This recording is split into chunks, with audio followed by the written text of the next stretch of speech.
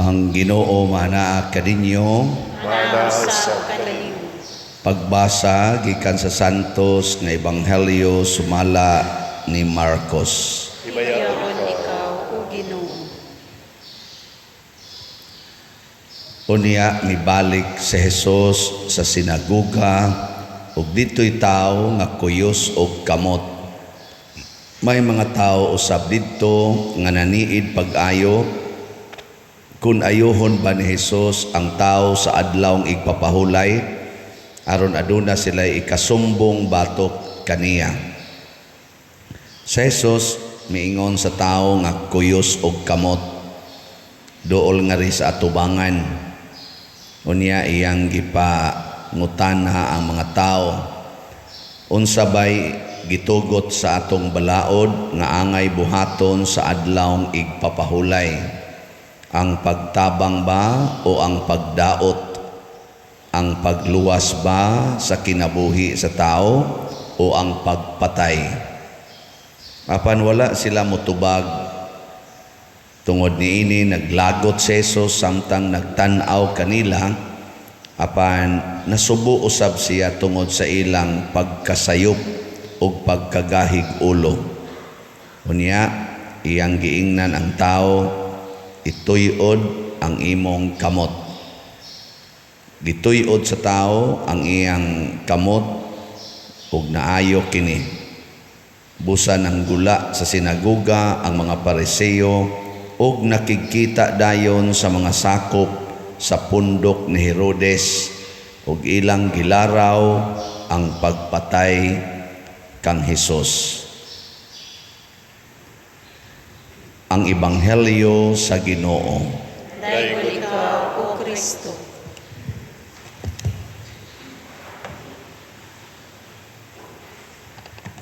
Si Santo Niño maoy tighatag sa mga grasya nga atong gikinahanglan kay siya Ginoo man. Muna sa atong Ebanghelyo, dali ra kay niyang gihatag ang kaayuhan sa kamot nga di na matuyod sa usa ka tawo. Apan dunay mga tawo nga lisod ayohon ni Santo Niño. Kinsa man? Hindi mo mutingog, wa mo maminaw si Ebanghelyo. Kanang parihan ninyo kinaiya, pangutanon dili mo tingog. Na diri nangutana si Jesus sa Ebanghelyo, unsa may angay buhaton sa adlaw ng ipapahulay? Sa tingon, ang pagluwas ba sa kinabuhi sa tao o ang pagpatay? Unsay gisulti? Apan wala sila mutingog. Mao na. Mo na lisod ayohon ni Santo Niño kanang dili magtingog. Unsa man na sila? Gitawag na diri sa Ebanghelyo mga gahig ulo. Nagahig ulo. Gilingian na imong tupad. Na kumusta man ang imong humok o gahi. Ang tanawa. Ay, magahi kitag ulo. Ana diri sa atong unang pagbasa, si Abraham mihalad og mga pasalamat ngadto ni Melkisedek. Kay si Melkisedek mao ang pari, inilang pari niadtong panahona. Pero ningkalit lang siya tungha. Mao man kinaunahang pari tingali kay si Abraham man sad mo'y atong unang amahan sa pagtuo. Siya sad mo'y na-recognize nga pari. Nya kinaiya na gid na di ay sa una panahon pang Abraham nga ang mga tao muhalad gyud ngadto sa Ginoo pinaagi sa pari. Nya kamo muhalad mo ron. Kana ba? Klaro ang tanan nato. Tanang uban maingon dahil nga mo nang inigmisa mangulikta manginang namong mangulikta kuan gina siya normal gina requirement nas Ginoo panahon pang Abraham nananang paghalad niya ako lang nang gipunag jutay baligyag slat kana ginana ba ana kay sobra-sobra diha ipalit kay ngano man matud pa ni Hesus unsa may itong buhaton ang pagdaot bas kinabuhi o ang pagtabang kana mo na ibutang sa unahuna Pero ang mga gahig ulo, unsay ilang ginahuna, ang pagdaot sa kinabuhi. Mao na nga si Hesus nga nag-ayo sa masakiton, nagplano na noon sila nga ilang patyon. Kana mao nay kinabuhi sa mga taong gahig ulo. Kana bang dili nila ihalad ang ilang kaugalingon ngadto sa Ginoo. Mao na kining pagdebosyon nato ni Santo Niño, dili unta ni mo resulta sa kagahi sa atong ulo. Kanira basang makadawat og mga grasya sa siging ampo ni Santo Niño. Naama ko'y daghang nailhan, mga bag-ong graduate sa kurso niya, mga ambisyon nga maka-abroad, mga seaman, musakay og barko. Hala, pagkabuutan gyud, sige gyud adtog Santo Niño kada Biyernes niya, ingon aning mga pista senior, kumplituhon ginang siyam ka kanang sige na nubina, musakay pagid ang fluvial parade, mo prosesyon pagyud. Kana bang kumplituhon gina nila kay dunay gipangayo nga maka-abroad gyud unta, makasakay og tuod man di man gidaw si Santo Niño ming hatag nakasakay nagbarko, wa dangating tulo ka tuig na adik na sa tari sa sugal.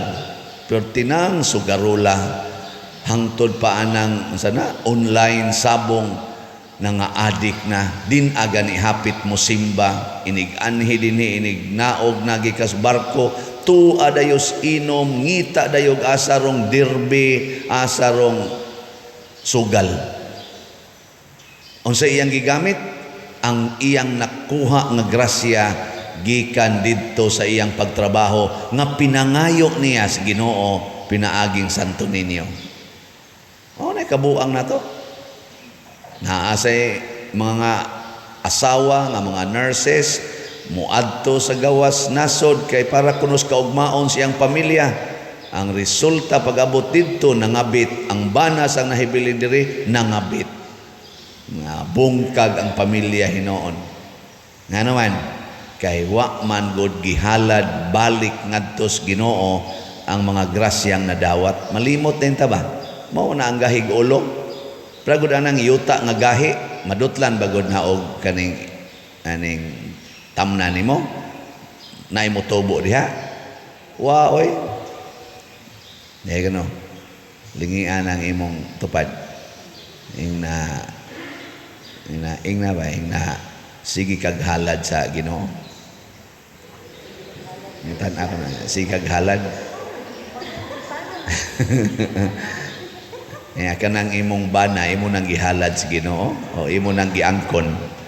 Ana man ta, ato maangkonon, imbis nga tong ihalad, kana magong imong ihalad, pasabot, dili na ni ako, imo na ni Lord. Na si Kristo gihalad ni Maria o ni Jose dito sa templo. Pulos yun, ilang ihalad. Ibalik sa Ginoo. Si Maria, iyang gihalad ang iyang kaugalingon sa Ginoo. Sulugoon ako sa Ginoo. Ana sa doon tata, ato sa tang ihalad. So mailhan kamo karong una nga mitambong aning atong nobina ug mubalik pamuugma, pasabot ana gihalad ninyo sa Ginoo. Pero mga wa gani mo ugma, sana kapoy. Sige balik-balik o yan lang sa tayo katapusan. Mga buangon mo. Labi na yung imong pakapinan, sige taga tugastok istanan. Pliti pa sa balhabal. Anak baron, mga buangon tayo. Nakaron ako sad isipari, unsaon man ako paghalad ngadto sa Ginoo. Unsaon man? Ha? Nako, naambot lang nimo pa diri, pare kamay pare diha. Oy kitang tanan pulos ta pare. Nya unsaon man paghalad sa pare ngadto sa Ginoo, ang pagpuyo sa kinabuhi sa kakabos, mo na among mandate threefold kaning evangelical counsel, poverty, celibacy or chastity, and obedience. Mo na yamo. So kinahanglan ang pari sama ni Melchizedek pobre gyud. Anang kabos ba? Aron ang community, ang parokya nga iyang gialagaran mahimong arang-arang, mulambo. Nya modelo ni siya sa paggamit sa atong grasya dinis kalibutan. Muna si Kristo nagpuyo gid siyang kabos. Wa siya ikadipinsa nga kwarta sa iyang kaugalingon, wa siya magtigom og mga armas nga igugubat para ipanalipod siyang kaugalingon. Wa siya maghimog mga sundao aron mukigubat sa iyang mga kaaway. Kay gasto kay nastanan. Mo nang pagpatay na nila ni Hesus, pagpatay nilang Santo Niño, wa gid sila naglisod. 30 pesos or 30 coins ra ang ilang ikinahanglan aron mapatay si Hesus. Ilang gisubornohan si Judas. Wa gyud resistance. Nga naman kabos. Og mao ni ang kinabuhi nga angay natong puy-an aron mahalad sa nato ngadtos Ginoo gyud ang tinud-anay nga paghalad. Kinahanglang mahimot ang kabos aron mahimong dato ang katilingban nga atong gialagaran. Unang pasalamat sa mga tao nga mialagad sa atong simbahan. Ako mong taga-update sa nahalin sa atong mga slots. As of yesterday, ang atong DOPS or Divine Unity, Prosperity and Satisfaction para sa ato narong gasugod ng pagtukod sa atong kumbinto na das luyo. Dili luyo, das kilid. Ang atong halin as of yesterday niabot na og 17,582 ka mga slots. Pakpak, salamat kayo. Nahinay gyud uswag. Naapay 37,418 ka slots nga available. Tag 1,000 ni per slot. Ang sa ato sad nga special slot nga Santo Niño's Joyful Power is in JP. Aron makabaton tag Joyful Power. As of yesterday, nahalina na ta og 4,290 ka slots. Pakpakyapon. Naapay available na 10,710 ka slots. Tag 100 pesos ni per slot. Og mahurot nig palit, matuman ang atong pangandoy karon nga niining pistaha, manghatag-tag mga bugas nga 5 kilo packed rice para sa atong mga pamilya nga kabos kaayo, kategory D sa atong parokya, mga 500 kapin, mga 550 ni sila ka mga pamilya atong tagaan. Di lang sa nato iapil ang kategory C. Paano niya? Sa ato sa dinhing mga activities, sa atong motorcade kada adlaw, o sa atong itabang sa mga kapilya, ato ning giagi contest, pero di na nila ma-withdraw ang ilang mga daog kung wala sila project sa kapilya. Nakabantay mo sa atong mga kapilya din sa atong parokya? Nakapasiplat mo ba? Awa?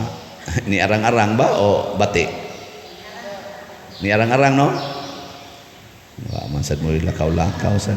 Tungod na anang atong contest ana tabang na sa kapilya aron mag-anam og ka dili lang ang ato dining parokya nga simbahan nga murag mo nindot-nindot ang naong hasta sad ang mga kapilya kay ang kapilya mao man na siya'y reflection or kanang representative sa parokya didto sa gamayng katilingban sa sitio or sa barangay.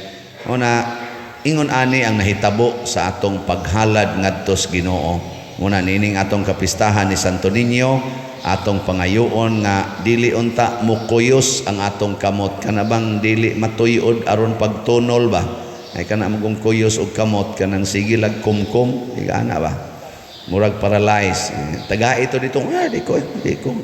Ana, isa itunol, di ko. Nakuyos imong kamot. Ni kongkong pero gayuhon as Ginoo kusog na kay kamot tonol. Dara pader slat. Katawa din ko ayay naayo na gitaw ng kamot no. Pero daghan jud kay dinhi nga bisag ang sibot ito yung mana lang gyapon. Ana anay usahay mo hinay-hinay sa gog ayay natulid naayo na. Ana naayo ang imong kamot. Sige, manindog na ta kadto mga dili kuyos og kamot.